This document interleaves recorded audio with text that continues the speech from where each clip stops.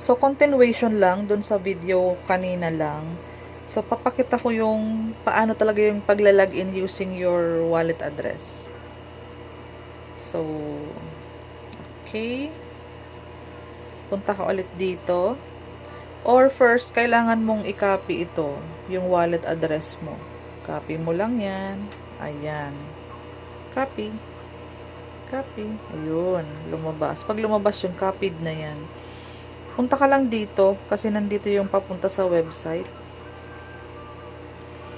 Ngayon, the entrance to the office. I-click mo yan. Ito yung sinasabi kong lalagyan ng ating wallet address. Paste. Authorization para ma-authorize ka na nakasync. Kumbaga nakalink talaga yung wallet mo papunta doon sa dashboard mo. Authorization. Ayan na yung nakalagin ka na. So, ayan ang ating dashboard. Pwede mong i-explore. I-zoom in, zoom out. Pwede yun. Ito yung affiliate link mo. Kapag mag-activate ka.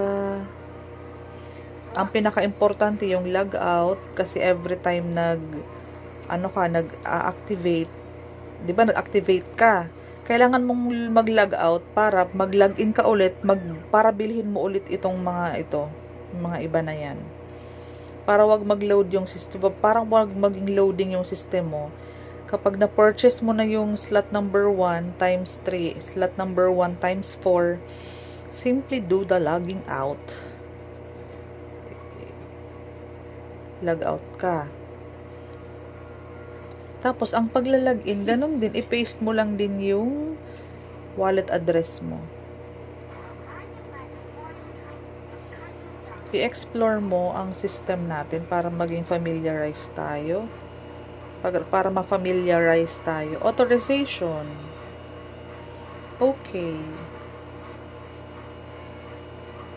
Naka-login ka na, diba? Na-authorize ka na. Ngayon, pwede mo nang bilhin to. I-okay mo na lang. Ganyan lang siya kasimple. Okay? Thank you.